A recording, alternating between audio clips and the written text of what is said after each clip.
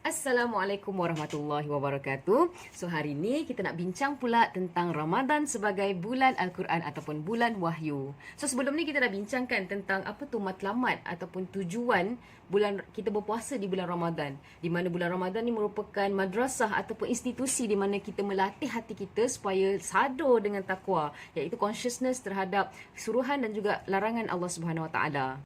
Tapi, macam mana kita nak capai takwa kalau kita tak tahu apa yang Allah suka, apa yang Allah tak suka, apa yang kita boleh buat, apa yang kita tak boleh buat, apa yang betul, apa yang salah, apa yang hak, apa yang batil.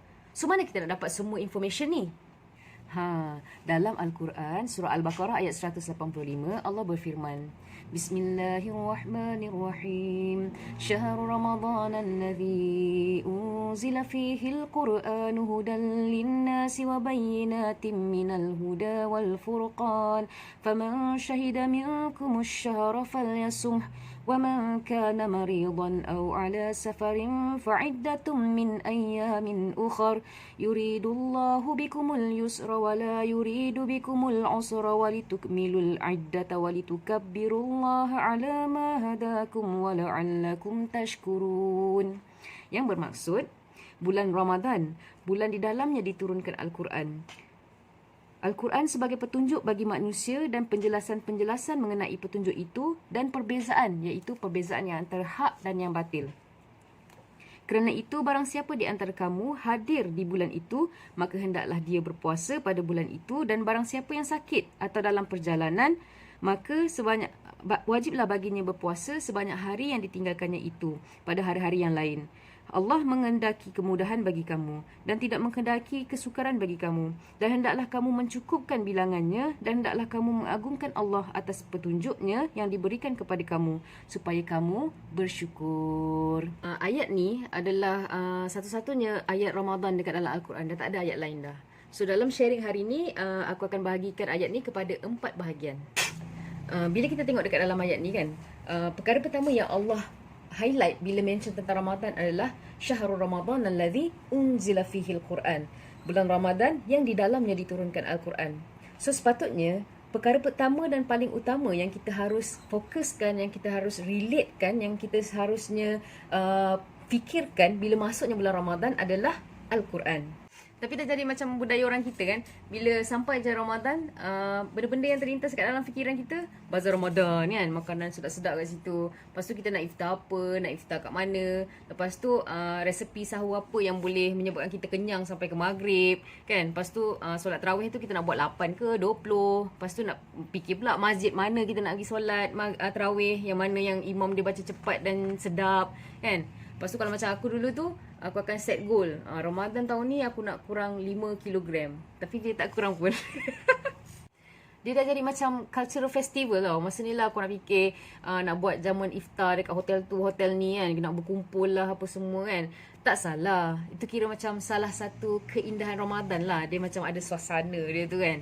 Tapi itu bukanlah matlamat utama Ramadan ni. Yang sepatutnya perkara yang kita kena fikirkan, yang kita kena plan pada bulan Ramadan ni adalah macam mana kita nak memperbaiki hubungan kita dengan Al-Quran. Macam mana kita nak lebih rapat lagi dengan Al-Quran ni. Macam mana kita nak serap ayat-ayat Allah Subhanahu Wa Taala dekat dalam Al-Quran ni sampai dia boleh jadi darah daging dalam tubuh kita ni. Sebab Al-Quran ni adalah essence utama bulan Ramadan.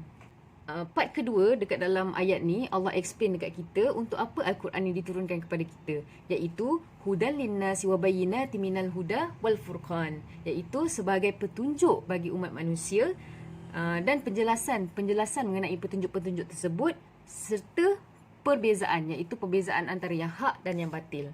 Allah mention petunjuk untuk sekalian manusia tau, bukan petunjuk untuk orang Arab je ataupun orang Melayu je. Dia tak ada spesifik kaum kat sini. Sebagai Muslim, dalam rukun iman kita wajib beriman kepada kitab-kitab kan. So kita percaya bahawa sebelum ni Allah pernah turunkan kitab Zabur kepada umat Nabi Daud alaihi salam, Prophet David, peace be upon him, iaitu Bani Israel. So kemudian diorang melakukan penyelewengan terhadap kitab tersebut. Kemudian Allah turunkan pula kitab Taurat kepada umat Nabi Musa alaihi salam, Prophet Moses, peace be upon him, juga kepada Bani Israel.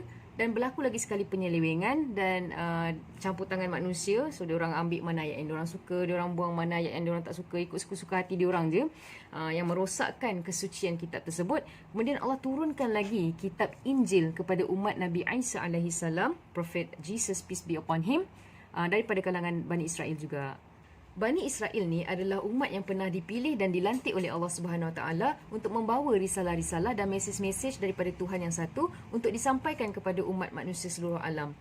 Banyak sangat nabi yang diutuskan daripada kalangan diorang. Tapi apa yang diorang buat? Diorang bunuh para nabi. Diorang seksa para nabi. Diorang selewengkan mesej-mesej yang disampaikan oleh para nabi mengikut hawa nafsu diorang. Dan diorang merosakkan kitab-kitab suci.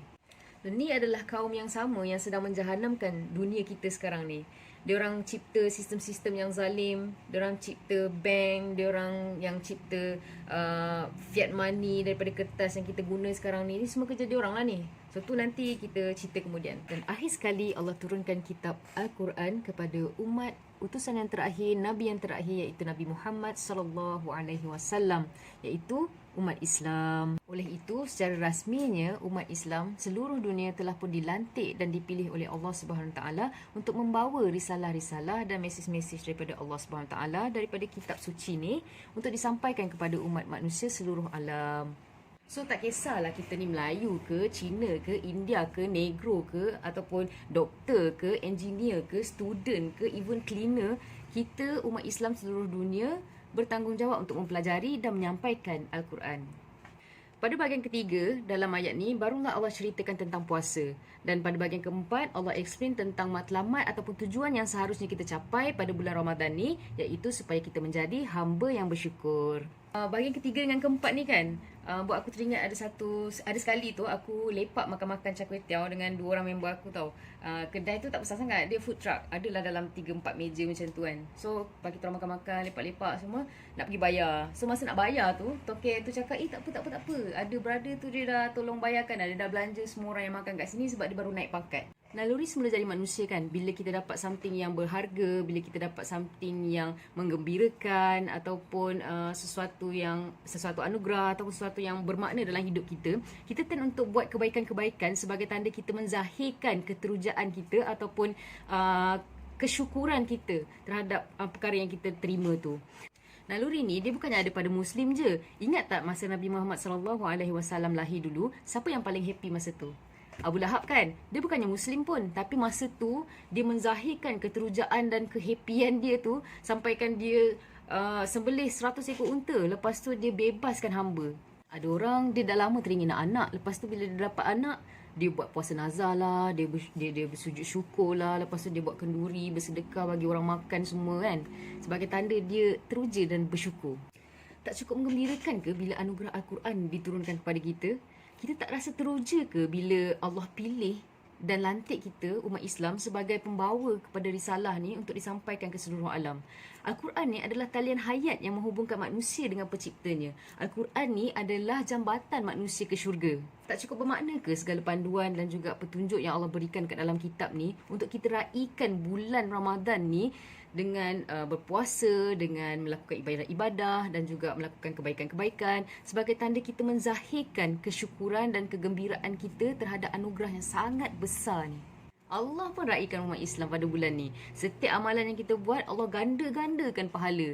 Lepas tu Allah bahagi lagi ekstra bonus malam Lailatul Qadar. Sebab tu bulan Ramadan ni juga dikenali sebagai bulan pesta ibadah. Persoalannya, adakah kita masih lagi merasakan bahawa beribadah dan juga berpuasa di bulan Ramadan ni sebagai satu bentuk beban ataupun satu bentuk kesyukuran? Tepuk dada, tanya iman. Cewa. Semoga kita semua dapat memperbaiki hubungan kita dengan Al-Quran, diberikan kemampuan untuk memahami dan menyampaikan isi-isinya kepada seluruh umat manusia, dan semoga kita semua menjadi umat Islam yang bersyukur, insya-Allah. Jazakumullah khair. Assalamualaikum.